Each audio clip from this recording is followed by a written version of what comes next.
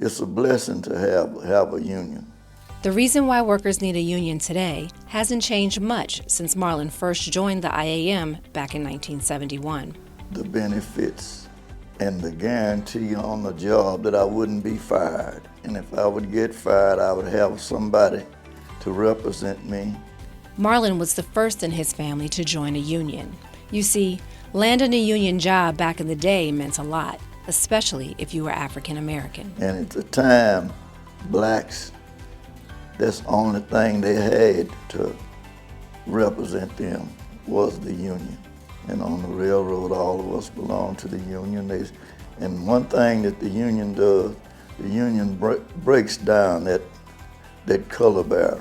Through these doors, a group of activists from both private and public sector unions are sharing ideas on how to increase union membership in the Houston area.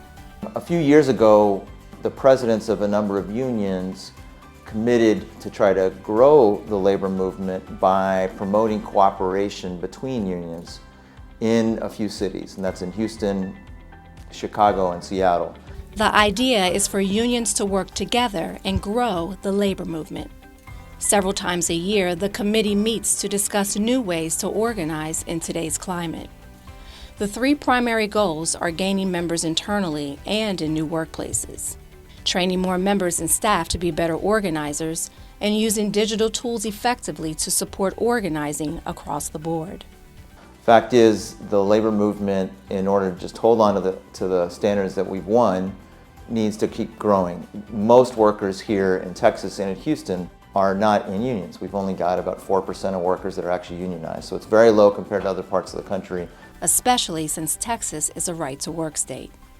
Hector is one of several IAM members here today. Coming to this meeting, which I didn't know, I just often wondered, do we actually coexist with other organizations, unions, to help the labor movement?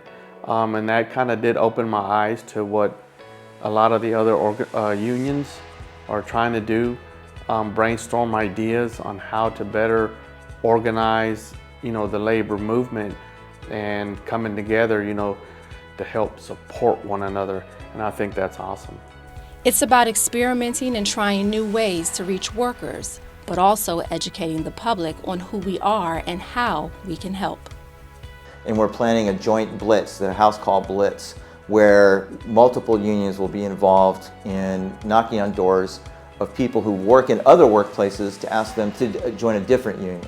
It's going to be powerful when a teacher's at the door with AFSCME members or machinists are there saying, look, I don't work in your workplace, but let me tell you about why I think it's so important that you join the union, and here's what it can do for your life. Let me tell you about my experience. And what better time than now?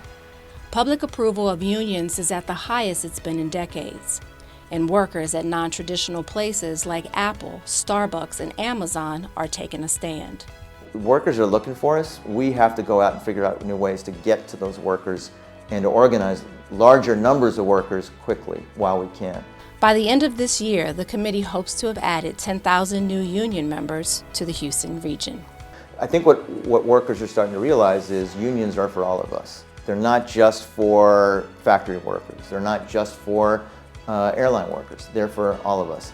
So there's a real opportunity to bring them into the labor movement, build powerful working families, but the only way we do that is if we're figuring out creatively how to get to them and give them the opportunity to come into the labor movement.